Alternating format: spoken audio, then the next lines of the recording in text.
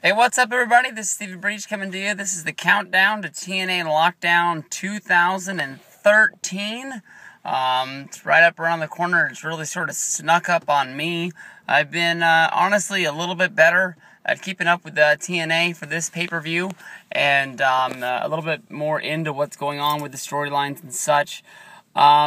This pay-per-view still doesn't really capture my attention a whole bunch. It's just seems like it's just sort of a show in a long string of things. Like when Aces and Eights first really got started up and really started going, I felt like this was a storyline that I really wanted to put a whole lot into.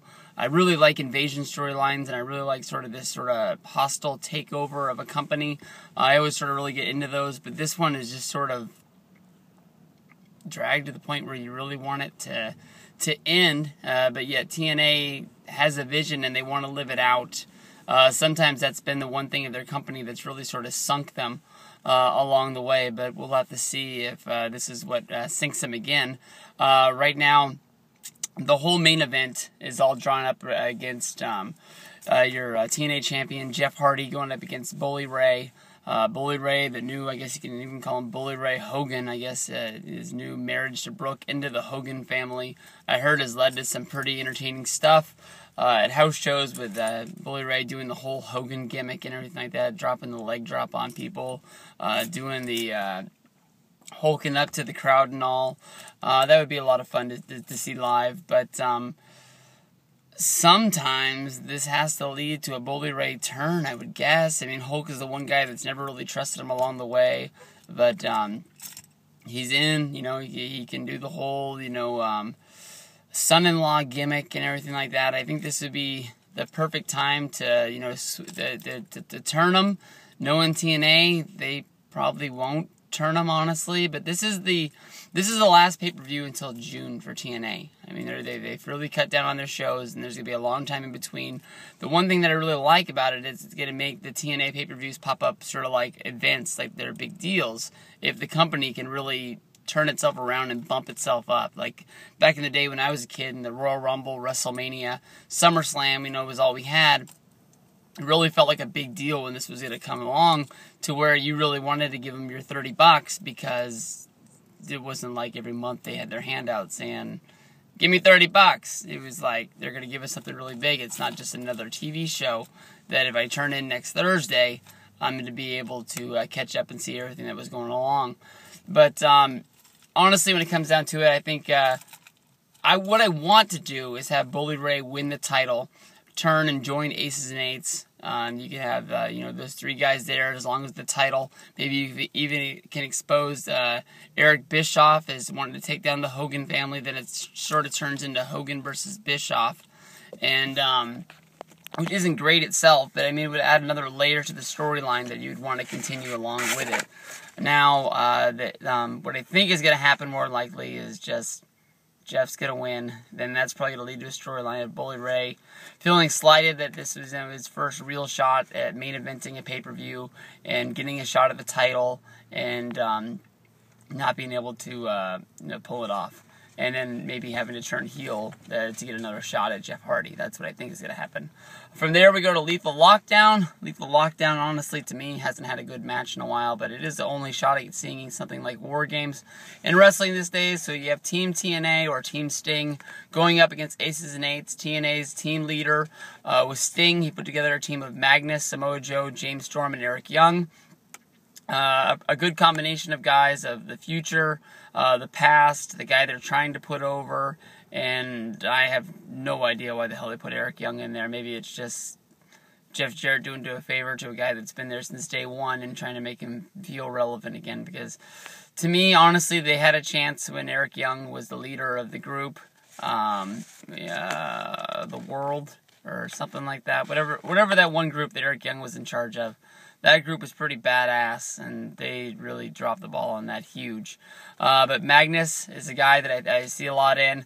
James Storm is one of my favorite guys to watch in TNA, even though it seems like they're trying to push him up the card to make him a big deal, and sometimes they just do things like this, and it just doesn't make any sense at all.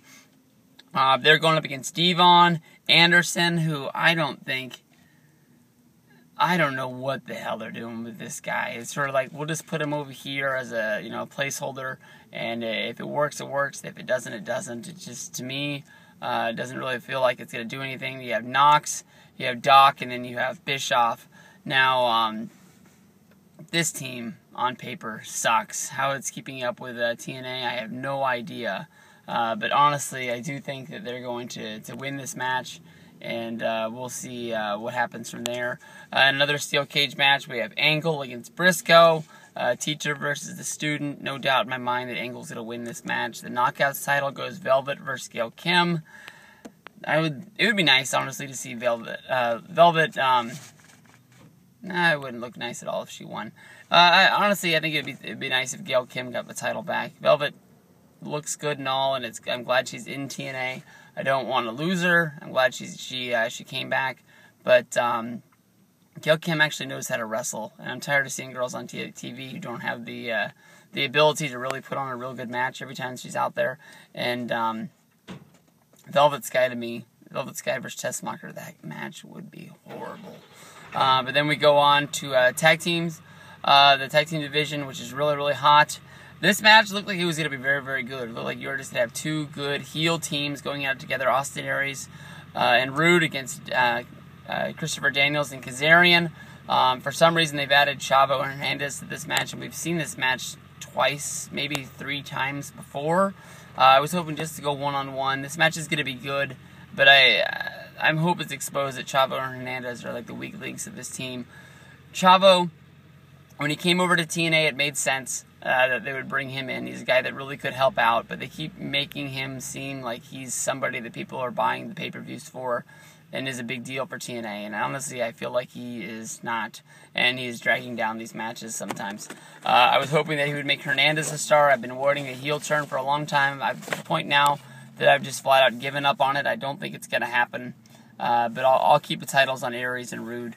Because I think that the Aces and Eights is going to get revolved up around a heel having the title with Bully Ray, and so I don't want these guys to be left without a feud or anything to do. So I think the tag team division is a real good place for them right now, because even though you would think that the tag team division keeps you lower on the card, they're pretty heavily featured on Impact, and they're in a pretty good spot right now. Now we have the breakup of Rob Terry and Robbie E. Robbie T is a guy that looked like he's going to be a real big star. In my mind, you have to make him lose this match, so that way you can keep Robbie E, the weak heel, sort of relevant, I guess you can say, as getting the win. He can sort of goat and hold it over his head for a while before you really get him up the thing. It makes the fans get behind him more. A guy that's really squashing the guy but is not able to pull out the win, I think is a way to really get behind him. From there, I thought the X Division match would go Kenny King against Rob Van Dam. They've gone in a different direction. I don't know what they're doing with Rob Van Dam, but as long as he's held hostage by TNA, we'll never get to see him in WWE again. I think that's the one big time to shine for him, and I really think that would be really good. But him not being in this match sort of might lead to that. I don't know what Rob Van Dam's contract decision is, or where he's at with all that. But yeah, as soon as he can get out of there, the better it is for him. Kenny King, Christian York, Kazima Ion. Honestly, any 3 of these guys could win this match. Any 3 of these guys could be the champion. I'm going to say that they keep the belt on Kenny King for the one point that he just got it, and I really feel that sometimes you just don't move the belt after it's been there, so that way you can distinguish a guy as being the champion. Last match, Joseph Park against Joey Ryan. Honestly, I really enjoy Joseph Park when he does the backstage segments. I don't enjoy Joseph Park inside the ring. So as soon as they can get that over with and done with, I'll be a very happy man. So hopefully I'll take Joey Ryan to win this match, and we'll have to see what goes from there. But this is the TNA pay-per-view. It's going to be on Sunday night. You guys let me know what you think, and we'll go from there. Peace out.